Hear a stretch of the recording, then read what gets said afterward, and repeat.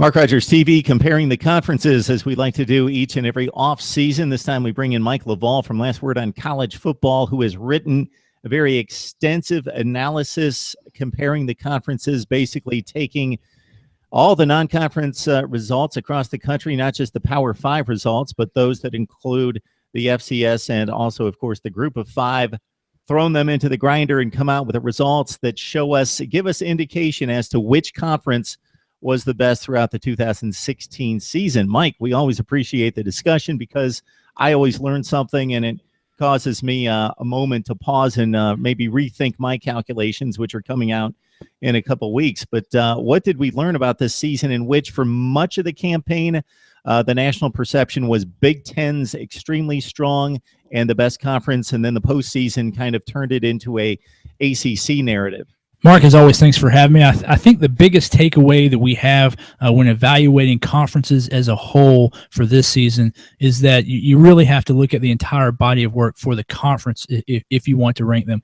At the end of the season, just by watching the games, I really thought the Big Ten had the best season. You look at Ohio State's win over Oklahoma, you look at Michigan over Colorado, you look at Wisconsin over LSU, some of those big games. The Big Ten really made a name for themselves. But when you dig down further to the 6th place team, the 8th place team, the 10th place team, the 14th place team, the Big Ten, while they were the best, if you look at the top quarter and top third of the conference, overall, the Big Ten came in third with using my calculations.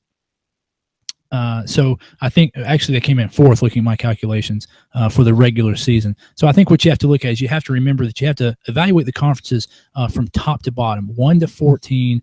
You just can't let those signature marquee wins carry the day if you want to kind of evaluate the strength of the entire conference. That was a big takeaway for me.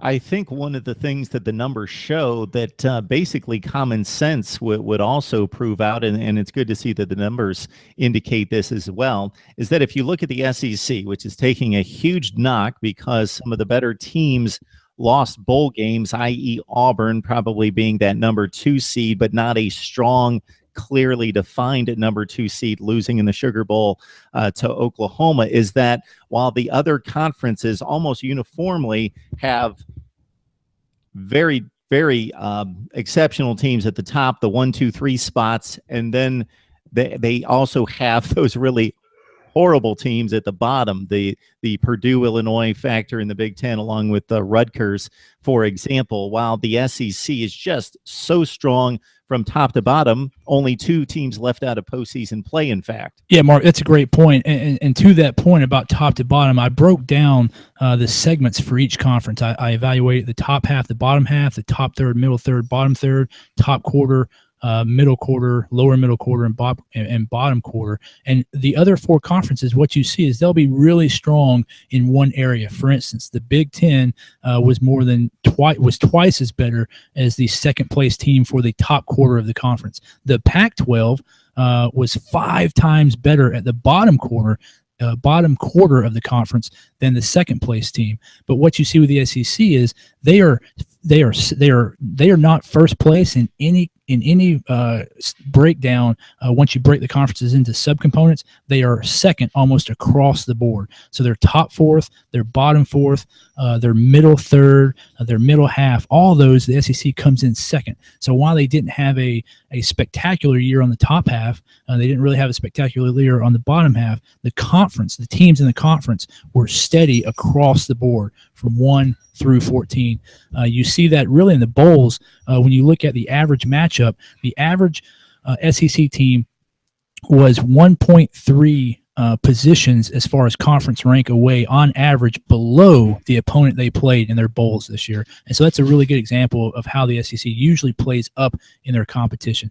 There are some other numbers in the regular season that kind of show that and might indicate why the SEC had a pretty poor showing against their Power 5 opponents during the regular season. Yeah, I really can't stand when we see the numbers come out after bowl play that show the conference records in bowl play, because, of course, that's the first number you look at, which is fine if that's just the first number you look at, because I don't know how it plays out specifically this season, but I could give it a quick gander. But traditionally, the Big Ten and the SEC play by far the toughest bowl schedules. One of the reasons why is that they would usher in the most, and they would gain the most entries into the BCS pool. What was the BCS pool? What is now the top 6 bowls, the Big 6 bowls, and the Big 10, in fact, had 4 teams playing in the Big 6 bowls, and they have set contracts also with the SEC, which has been the best conference over the past decade. Therefore, the Big 10 has played probably the toughest schedule, and the SEC right there, only because they don't play themselves, have they probably not played the toughest postseason schedule. But so the overall record in regards to bowl play always kind of bothered me because it doesn't tell the whole story. Yeah, you're right, Mark. And you take a quick look at the numbers in the bowl season. The SEC, I told you, was on average 1.3 conference rankings below the team they played. And then the only other conferences who played higher competition on average were the Big 10 and the Big 12, Big 10 being second there, just like you said. But, Mark, you see that in the regular season as well. The SEC is going to take a big hit. If you look at their Power 5 conference opponents for the SEC, they had a pretty bad year. They went 6-9, 40% winning percentage, just as bad as the Big 12. However, where the SEC is different than the other 4 conferences is their average conference rank for their Power 5 opponents was 4.64, meaning the average SEC out of conference Power 5 opponent was ranked 4th, 4.6, so almost 5th in their conference. The other 4 conferences, their opponent's average conference rank for the Big 10 was 6.8, for the Pac-12 was 7.2, for the ACC was 7.4, and for the Big 12 was 7.5. So while the SEC had a much lower record than the other 4 conferences, they also played almost twice as good of competition as the other 4 conferences in their Power 5 out-of-conference opponents. Yeah, so the SEC gets slammed for taking on a lot of FCS teams, especially in those November games when those are kind of magnified, but they do play an extremely difficult schedule. I think the Big 10 typically schedules difficult. I think some of the marquee matchups that would typically come through for them, or the opponents that would strengthen that rating, obviously fell flat on their face, meaning Duke, which has been a better team in recent years, Oregon, and Notre Dame certainly didn't help out the Big Ten standing this year. Don't want to make a whole lot, again, out of the Sugar Bowl matchup, but I had a lot of people chime in here on Mark Rogers TV about the Oklahoma win and what it meant, beating the SEC.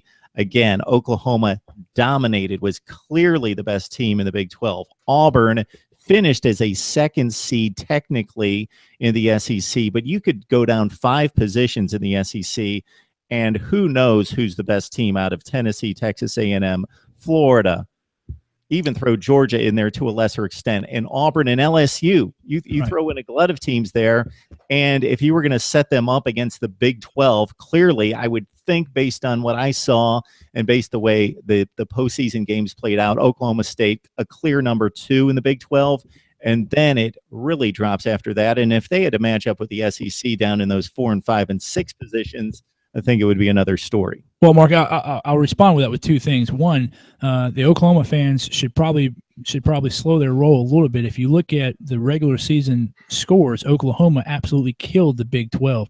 The top-ranked team in the Big 12 lost to the 4th place team in a G5 conference. Now, I know when you look at that game on film, you see Oklahoma, you see Houston, you see it's a good game. There's a lot of talent with Houston, but you have to disassociate yourself from the teams. You can't see Oklahoma versus Houston. You have to see it as the Big 12's best team versus a 4th place team from a group of 5 conference. And that loss to Houston really killed the Big 12 in the scores for their rankings. And then you look at the 2nd best team, Oklahoma State, and of course they have another loss to a G5 team there in Central Michigan. You can argue about whether that's not really a loss or not. I know Mike Gundy considers it a win, but for the purposes of us, we'll use the actual final score and what the history books record.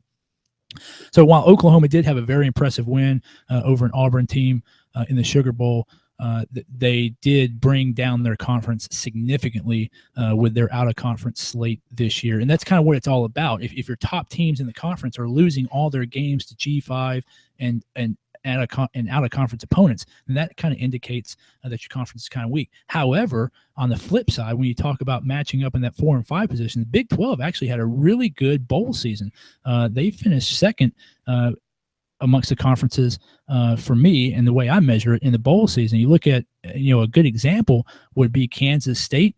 over Texas A&M. You had Oklahoma State just absolutely dominant, a dominant performance over Colorado. And then there was one more game that's slipping my mind right now, but there was another game where a mid-level Big 12 team really had a good performance against what we thought was probably a better team from another conference. The game slips my mind right now. But did you mention the Baylor-Boise State game? I did not mention the Baylor-Boise State game, but that's another good example right there. To me, when I was looking at the SEC, that Kansas State-Texas A&M game was the perfect example right there of how the Big 12 actually surprised me during the bowl season with how strong they looked. Yeah, so the last narrative I'm going to throw out, and then I'll let you wrap it up, is that I think people generally respond to two things.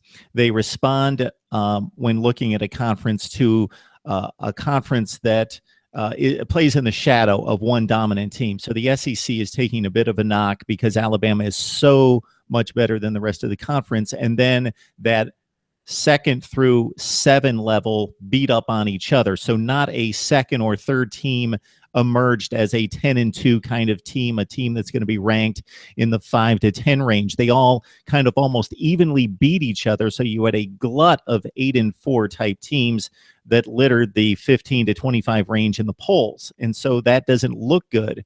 Whereas the strength of the SEC, as we mentioned off the top, is also the depth, even going beyond that down to the 11 and 12 spots versus the Big Ten. The perception played into the Big Ten's hands. I think it's played against the Big Ten in previous years, but played in favor of the Big Ten because people care about the rankings.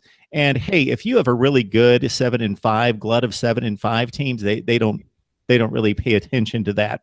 So you can have all the Purdue's and Rutgers in the world. If you have a couple of them, nobody pays attention to that because they're paying attention to the top of the league. And the Big Ten had those 4 extremely strong teams that littered the top 8 in the country. And when you've got 4 of the top 8 teams in the country, then it has the appearance of having a strong overall league.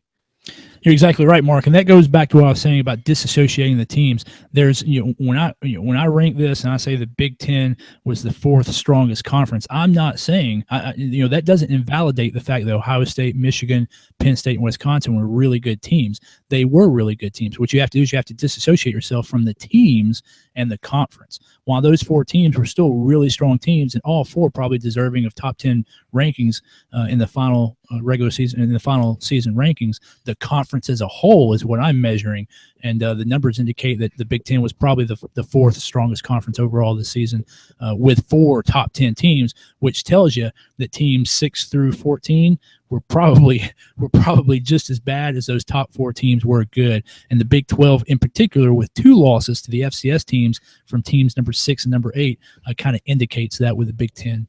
Yeah, Minnesota, Iowa, decent teams, and then it really drops off after that in the Big Ten. The one component in all this, and I'll come out with my rankings in just a couple of weeks, I've been focusing on some other things involving recruiting and such, is mine is a bit different. I'm taking the results of just those games between the Power 5 leagues. I'm trying to create a vacuum or take those silos and merge them together. But the one component, Mike, if we could put this together, would really solve this for me, and that's the performance on the field. Meaning, let's take Indiana played Utah as a postseason game. Foster Farms Bowl, fairly insignificant, but plays well into this. Like seeded teams from the conference is actually Indiana, much lower seeded, I should say, from the Big Ten, is a 6-6 team taking on an 8-4 top 25 Utah team. Indiana misses a field goal with a couple minutes left, would have beaten Utah. They missed the field goal. Utah earned the victory. But I would love to be able to put in a score component that shows the competitiveness of that game versus Utah wins 42-3. That obviously the result of that game is much different. The competition on the field versus what is tracked by both you and I in regards to the competition of the game. Penn State goes to the Rose Bowl. It's a great game. It's a classic. It's a field goal game at the wire. USC, let's say they win 45-10. It's calculated the same way in both of our systems. Right. I'm not a mathematician, and as good of a sports guy as you are, you're probably not much of a mathematician either. I think my win value. So here's how I get around this. I do this for the bowls, not for the regular season. But my win value is a 14. My loss value is a -14. That's the starting point. I believe yours is 10 and -10. I believe, or if I remember correctly from last year. Yeah, I'm going to stretch that out to 14. I like that system. Okay. All right. Well, feel free to use it. So my win value is 14 and my loss value is negative 14 starting out. And so for the regular season, let's say Alabama plays Rutgers. So Rutgers is 14th in the Big 12. The Big 10. Alabama's number 1. So I take 13 points away because 14 minus 1. So I take 13 points away from Alabama's win. So Alabama gets 1 point for that win because of the discrepancy. If Alabama plays Penn State, the Big 10 champion, then the winner gets 14 points and the loser gets minus 14 points. What I do for the bowls is whatever the line is, I have a 5-point echelon. So if the line is 10 and the winner only wins by 3, then I take another 2 points away from that win value in addition to the matchup differential that I take away. So an underdog can actually gain 5 more points in addition to their points that they earn from the disparity of the matchup. So if they're a 5th place team and they beat a 3rd place team, they get those 2 points plus whatever bonus points they get for covering the spread. Now I limit that. It's only 5 points, and it's really hard to get that 5th point, that 4th and 5th point. Really, that's a lot of points. You don't really see that in the bowls much. Usually, teams get 2 or 3 points depending on how they fare. And I only do that during the bowls because it's one game. The data points with those 2 teams, as opposed to the volume of out of conference games from the regular season. So that's kind of how I get around that. It gives a little bit of credence or a little bit of weight to the performance on the field for the bowl games. That's kind of how I do that. Yeah, the bowls get knocked for us not really understand. First of all, they're exhibition games, and I understand that knock against them. I don't consider them exhibition games because the game counts in the rankings and in the standings, not the standings of the particular leagues, but we count it as a win on the record of the team for that particular season. Motivation plays into it, but we can't measure that. Nobody knows that. We can only conjecture on motivation.